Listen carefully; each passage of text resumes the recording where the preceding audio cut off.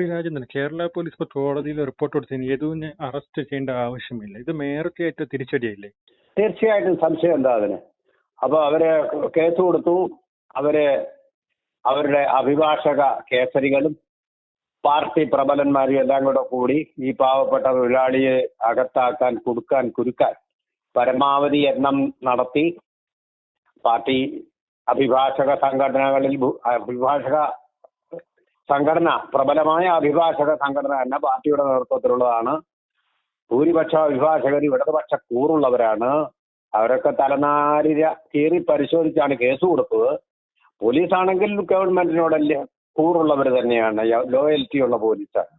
അപ്പോൾ അവര് പരമാവധി ഇഴകീറി പരിശോധിച്ചിട്ടും കേസിന്റെ ഒരു പഴുതും അതിനകത്ത് കണ്ടുപിടിക്കാൻ സാധിച്ചിട്ടില്ല ഇതുവരെ. ഒരു തെളിവും ഈ ആംഗ്യഭാഷ കാണിച്ചു എന്ന് പറയുന്നതിന്റെ ഒരു തെളിവിന്റെ ഒരു പഴുത്, ഒരു കണിക പോലും കണ്ടുപിടിക്കാൻ ഇതുവരെ പോലീസ് നിരീക്ഷണം നടത്തിയതിന് കേരളത്തിന്റെ ശക്തമായ പോലീസിന് കഴിഞ്ഞിട്ടില്ല. നിരപരാധികളെ വേണമെങ്കിലും കുരുക്കാൻ കഴിയുന്ന അത്ര ശക്തമായിട്ടുള്ള കേരള പോലീസ് ഇക്കാര്യത്തിൽ അമ്പേ പരാജയപ്പെട്ടു.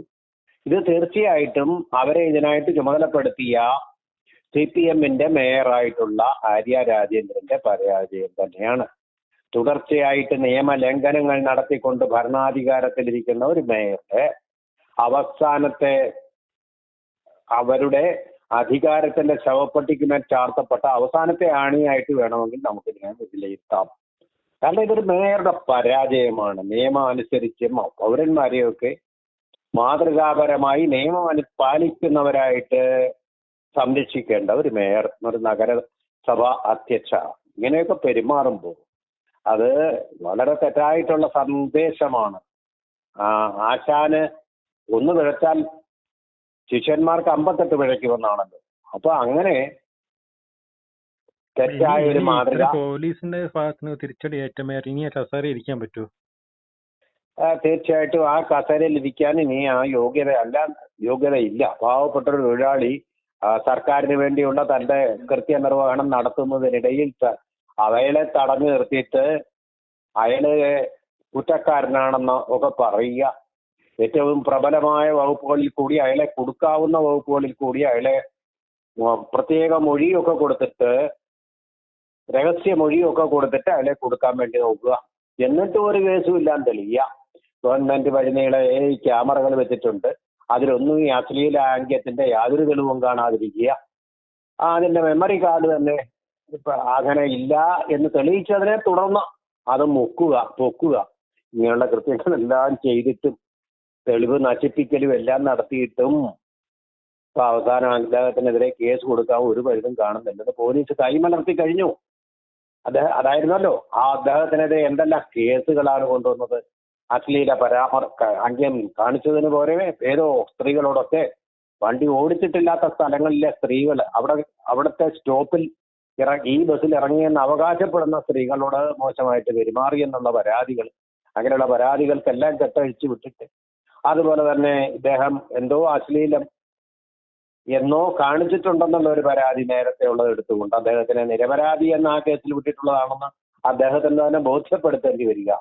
ഇങ്ങനെ ഒരു പ്രതികാര നടപടി എന്നുള്ള നിലയിൽ ഇപ്പോൾ പല സ്ത്രീകളും തുടങ്ങിയിട്ടുണ്ട്. ഈ ഗവൺമെന്റ് പാവപ്പെട്ട സ്ത്രീകളെ രക്ഷിക്കാൻ വേണ്ടി, പീഡിതരാകുന്ന സ്ത്രീകളെ രക്ഷിക്കാൻ വേണ്ടി കൊണ്ടുവന്നിട്ടുള്ള വകുപ്പ്, അത് ഉപയോഗിച്ചുകൊണ്ട് തങ്ങൾക്ക് ശത്രുതയുള്ള പുരുഷന്മാരെ ഒക്കെ കൊടുക്കാൻ വേണ്ടിയിട്ട് അത് സമർത്ഥമായിട്ട് ചില സ്ത്രീകൾ ഇപ്പോൾ ഉപയോഗിക്കാൻ തുടങ്ങിയിട്ടുണ്ട്.